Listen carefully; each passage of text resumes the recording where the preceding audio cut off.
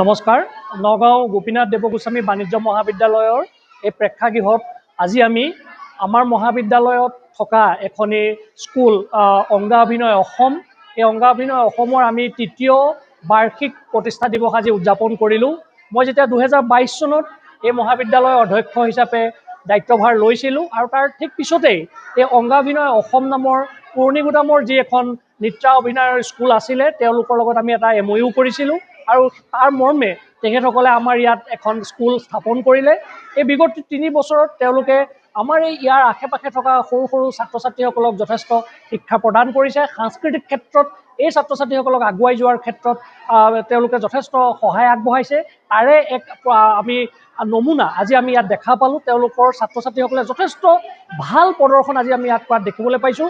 মোৰ কাষতে আছে অংগা অভিনয় অসমৰ পৰিচালিকা বনশ্ৰী শৰ্মা। মই তেওঁলৈ আন্তৰিক ধন্যবাদ জনাইছোঁ আৰু অনাগত দিনতো আমাৰ মহাবিদ্যালয়ৰ লগত একেলগে আমি হাতে হাত মিলাই কাম কৰি যাম বুলি আশা কৰিলোঁ। ধন্যবাদ। আচলতে আমাৰ আজি অনুষ্ঠানটো পতা হৈছে তৃতীয় বাৰ্ষিক প্ৰতিষ্ঠা দিৱসৰ লগত সংগতি ৰাখি সত্ৰীয়া শাখা আৰু আধুনিক নৃত্য শাখা দুইটা শাখাৰ পৰাই আমি নৃত্য অনুষ্ঠানসমূহ আজি ৰাখিছিলোঁ আৰু ছাত্ৰ ছাত্ৰীসকল কিমান দূৰ আগুৱাই গৈছে অভিভাৱকসকল বা আমাৰ ছাৰক আমি এইখিনি দেখুৱাৰ বাবে আজি নৃত্য অনুষ্ঠানটো আমি আয়োজন কৰিছোঁ। হয়, বহুতো পৰিকল্পনা আমাৰ আছে। এই কণ ছাত্ৰ ছাত্ৰীসকলক আগুৱাই নিয়াটো আমাৰ উদ্দেশ্য আৰু তেওঁলোকক আগুৱাই নিবলৈ আমি যিমান দূৰ পাৰোঁ সহযোগিতা কৰিম। ছাৰে আমাক বহুতখিনি সহযোগিতা কৰিছে, আমি যিমানখিনি পাৰোঁ চেষ্টা কৰি যাম।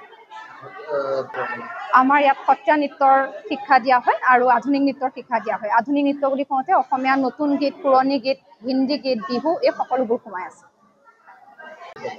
নমস্কাৰ নগাঁও গোপীনাথ দেৱগোস্বামী বাণিজ্য মহাবিদ্যালয়ৰ এই প্ৰেক্ষাগৃহত আজি আমি আমাৰ মহাবিদ্যালয়ত থকা এখনি স্কুল অংগা অভিনয় অসম এই অংগা অভিনয় অসমৰ আমি তৃতীয় বাৰ্ষিক প্ৰতিষ্ঠা দিৱস আজি উদযাপন কৰিলোঁ।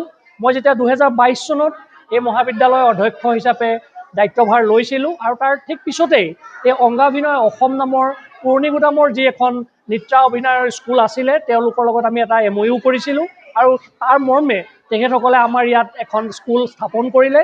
এই বিগত 3 বছৰত তেওঁলোকে আমাৰ এই ইয়াৰ আশে-পাশে থকা সৰু সৰু ছাত্ৰ-ছাত্ৰীসকলক যথেষ্ট শিক্ষা প্ৰদান কৰিছে। সাংস্কৃতিক ক্ষেত্ৰত এই ছাত্ৰ-ছাত্ৰীসকলক আগুৱাই যোৱাৰ ক্ষেত্ৰত তেওঁলোকে যথেষ্ট সহায় আগবঢ়াইছে। তাৰে এক আমি নমুনা আজি আমি ইয়াত দেখা পালোঁ। তেওঁলোকৰ ছাত্ৰ-ছাত্ৰীসকলে যথেষ্ট ভাল প্ৰদৰ্শন আজি আমি ইয়াত কৰাত দেখিবলৈ পাইছোঁ। মোৰ কাষতে আছে অংগা অভিনয় অসমৰ পৰিচালিকা বনশ্ৰী শৰ্মা। মই তেওঁলৈ আন্তৰিক ধন্যবাদ জনাইছোঁ আৰু অনাগত দিনতো আমাৰ মহাবিদ্যালয়ৰ লগত একেলগে আমি হাতে হাত মিলাই কাম কৰি যাম বুলি আশা কৰিলোঁ। ধন্যবাদ।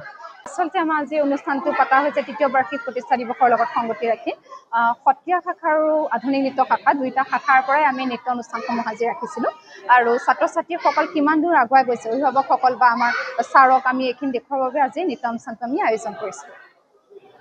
হয়, বহুতো পৰিকল্পনা আমাৰ আছে।